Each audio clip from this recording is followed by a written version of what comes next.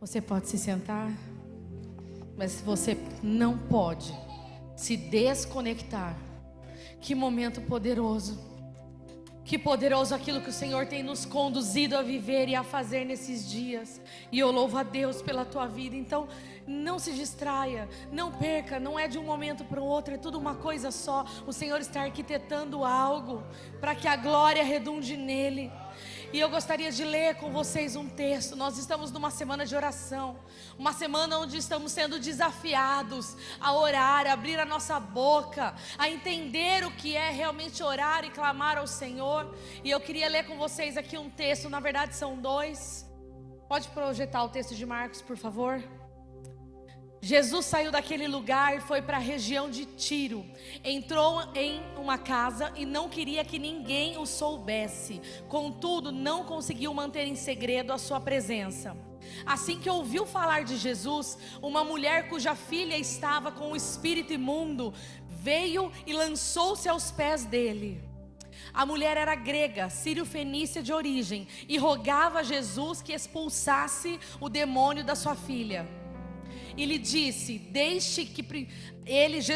Jesus disse para a mulher: deixe que primeiro os filhos comam, até ficarem satisfeitos, pois não é certo tirar o pão dos filhos e lançá-lo aos cachorrinhos.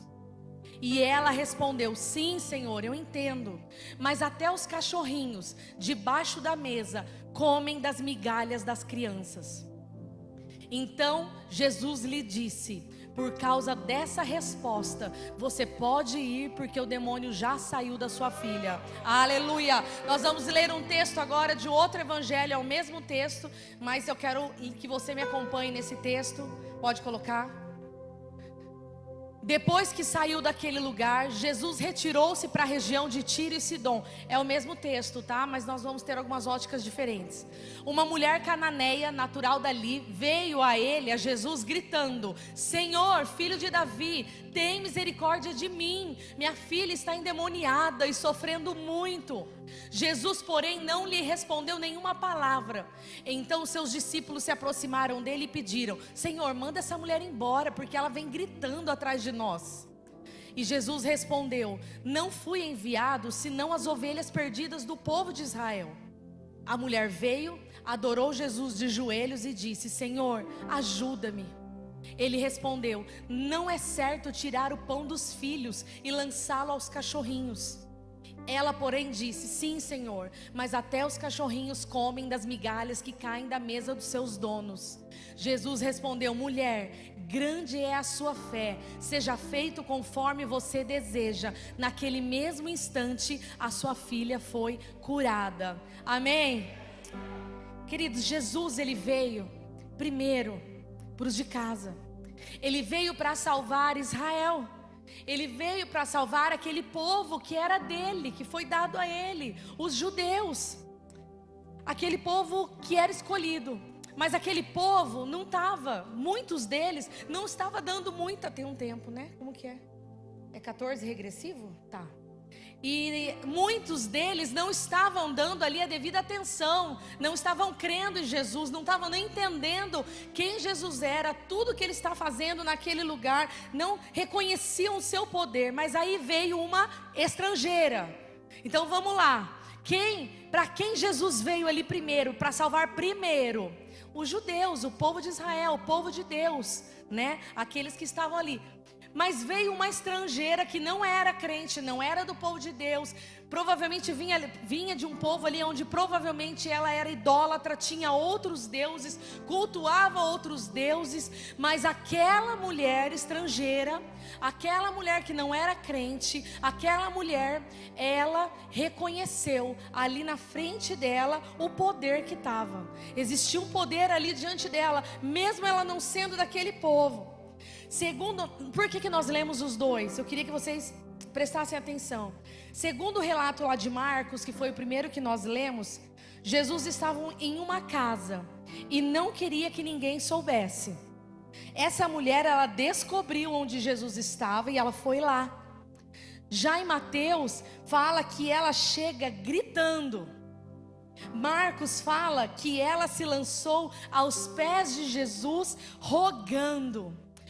Por que eu coloquei os dois? Os evangelhos, eles estão narrando o mesmo fato, mas os evangelistas, os discípulos, eles tinham óticas diferentes. Sabe quando a gente vê uma mesma cena e quando nós vamos relatar, às vezes um reparou num detalhe, o outro reparou num detalhe, e é assim com os apóstolos. E é interessante que tem detalhes tão poderosos no relato de cada um deles falando de uma mesma coisa, e eu quis me ater nesse detalhe com vocês, porque esse detalhe de Mateus fala que essa mulher, ela chegou gritando.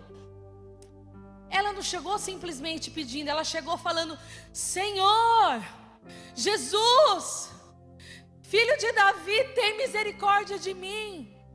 Eu não sei quantos aqui já passaram situações difíceis, em que se você não gritar, parece que não serve a sua voz. Só gritando. Só quem passou por momento de desespero entende o que é gritar. O pastor Marinho sempre fala do relato do pastor Lucas, da pastora Kelly, de quando a Manu quase morreu ali. E o Lucas conta que só sabia gritar, só sabia gritar. Quem está desesperado, grita.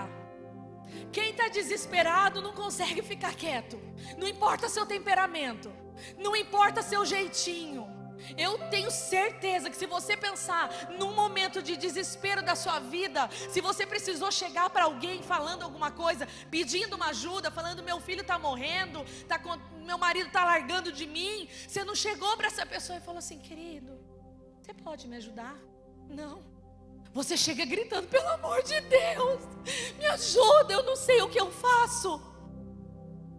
É verdade? Essa mulher chegou desse jeito diante de Jesus, uma estrangeira, alguém que nem conhecia direito Jesus, mas ela reconheceu que tinha um poder ali, que podia salvar a sua filha que era endemoniada, que a sua filha era doente. No relato de Marcos, eu anotei aqui que fala que ela chegou lá e ela se lançou aos pés de Jesus, ela se jogou. Gente desesperada se joga. Gente desesperada não fica preocupado com a postura, com a roupa, com o que vão achar de mim. Quem está desesperado se joga aos pés daquele que pode fazer alguma coisa. Quantas vezes pessoas se jogaram em médicos, em porta de hospital, diante de outras pessoas, porque estava desesperado. Você não pensa em nada, você pensa que você precisa daquilo, e aí você se desespera. E nesse relato de Marcos fala que ela se lançou aos pés de Jesus e fala que ela rogava. Se você tiver curiosidade, procura depois no Google o significado de rogar. Rogar não é pedir. Rogar não é só chegar e falar assim: Jesus, você pode curar minha filha, por favor? Rogar é pedir insistentemente. Rogar é não parar de falar, é falar: por favor, Jesus, Jesus, eu preciso da tua ajuda, Jesus, minha filha está doente, Jesus, por favor. Rogar é isso. E o detalhe desses textos mostra que essa mulher, ela entendeu o poder que Jesus tinha, e que era Ele que podia curar uma filha. Quem aqui já não esteve com filhos doentes? Quem aqui já não passou por situações na família, situações financeiras, situação no trabalho, situação de tantas maneiras, em que você ficava desesperado? Você não pede uma vez só, não. Você fica insistindo, você roga, você implora. Procura no Google, rogar é implorar, é pedir insistentemente. E essa mulher, ela fez isso ali diante do Senhor, no lugar onde ela não tinha sido chamada, no lugar onde Jesus entrou para se retirar. Ele não estava chamando ninguém para entrar lá. Essa mulher, ela foi e ela rogou, ela pediu insistentemente para Jesus: Jesus, cura minha filha. Eu não aguento mais ver a minha filha daquele jeito. Eu não aguento mais ver um espírito imundo tomando conta da minha filha e provavelmente machucando aquela menina, fazendo com que ela se debatesse, levando essa menina a cometer atos que ela, em sã consciência, não cometeria. Ela estava com uma filha doente. Ela reconheceu que só Jesus podia salvá-la. Querido, se você reconhece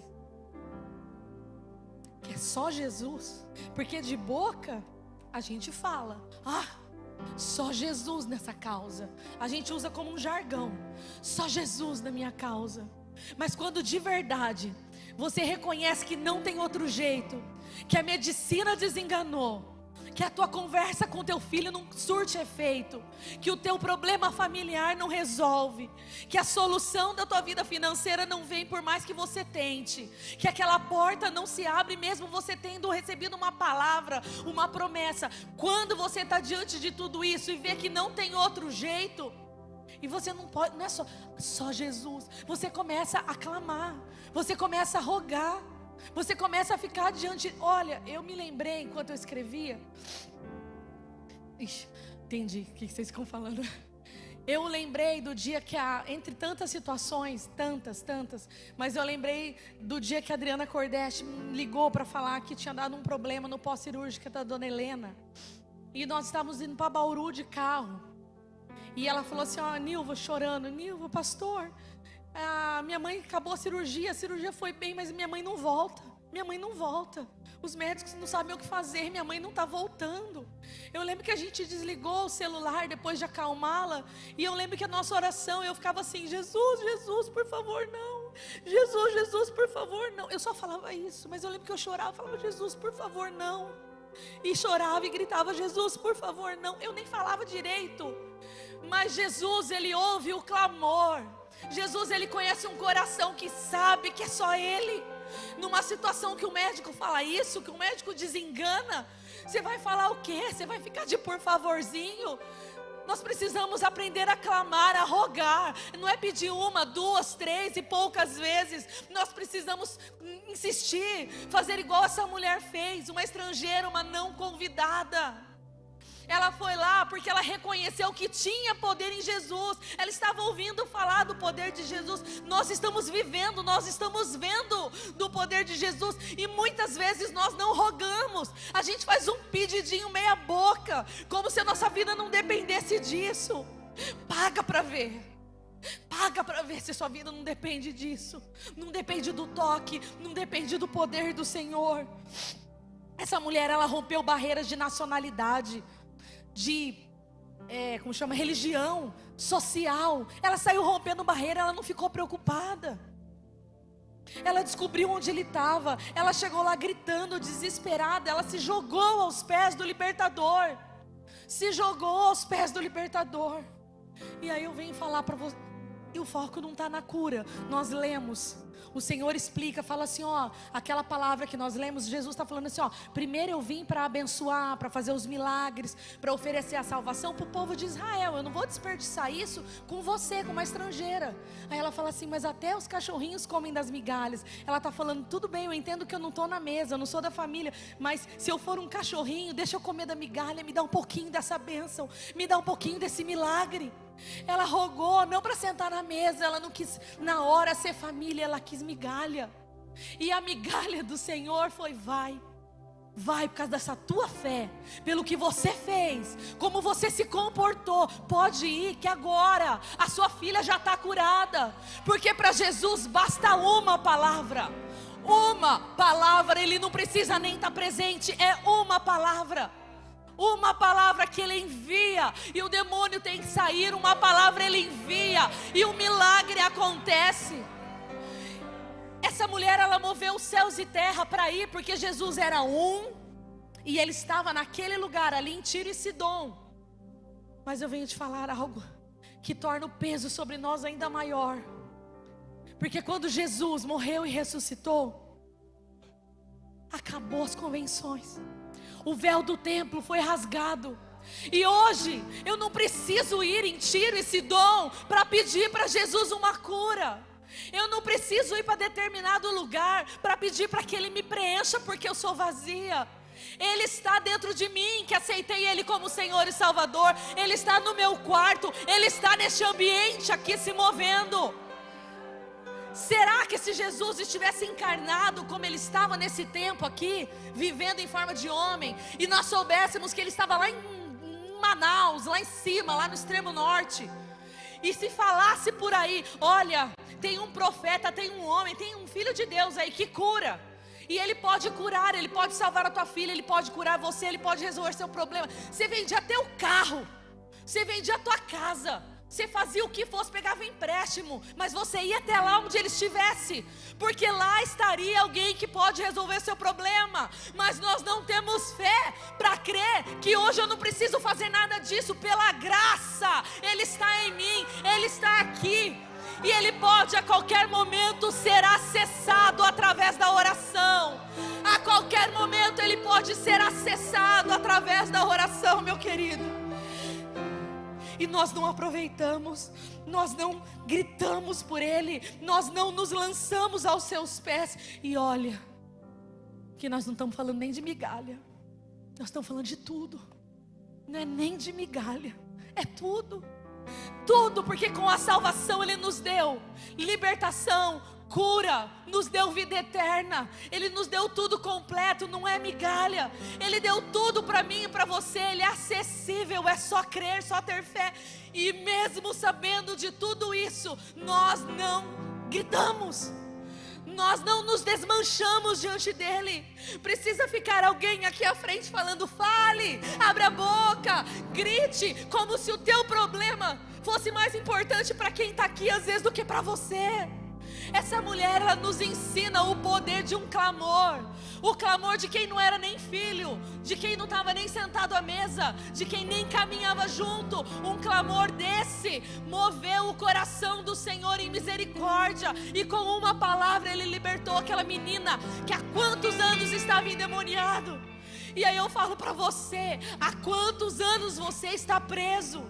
Há quantos anos você está vivendo demandas com seus filhos? Há quanto tempo você está vivendo demandas financeiras e quantas vezes você se jogou aos pés do Senhor, sabendo que esse que está aqui é esse que a Bíblia fala, que fez tantos milagres, que derrama tanto poder. Ele é acessível a mim e a você através da oração. Quantas vezes você tem se derramado diante dele e falado: Senhor, por favor, por favor, por favor, por favor, por favor, eu não sei para onde ir, eu não tenho para onde correr. Eu reconheço que só do Senhor vem poder para mudar essa história. Eu queria que você já se colocasse em pé e começasse a pensar nisso, querido. Há quanto tempo você carrega um vazio dentro de você que não é preenchido por nada? E nós sabemos que Jesus preenche.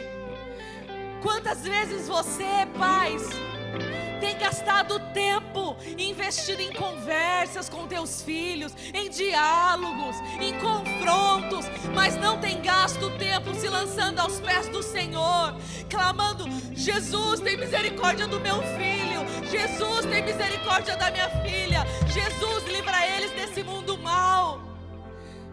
Ou será que talvez você não está precisando de saúde? Você não está vendo alguém que você ama enfrentar um problema gravíssimo de saúde, e você sabe ir atrás de remédio, você sabe ir atrás de médico, você sabe dar receita do melhor lugar.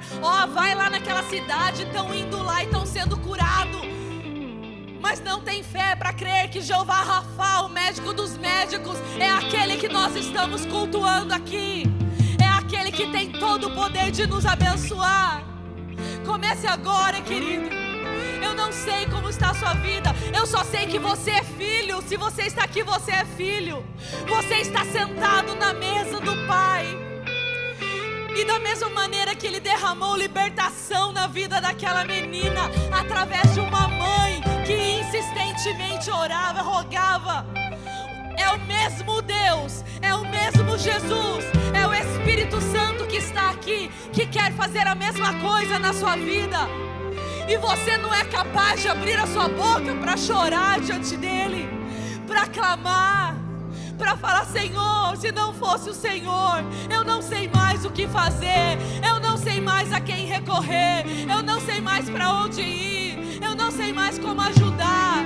Senhor, eu estou a ponto de morrer. Eu não aguento mais essa situação, eu não aguento mais esse vazio, eu não aguento mais ter o pé em duas canoas, eu não aguento mais, Senhor. Jesus, filho de Davi, tem misericórdia de mim. Jesus, filho de Davi, tem misericórdia de mim. Jesus, filho de Davi, tem misericórdia de mim.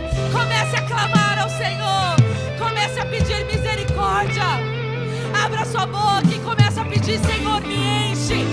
porque se não for o teu Espírito a me encher, eu continuarei vazio, eu continuarei me deitando em outras camas, eu continuarei te adulterando, eu continuarei te traindo.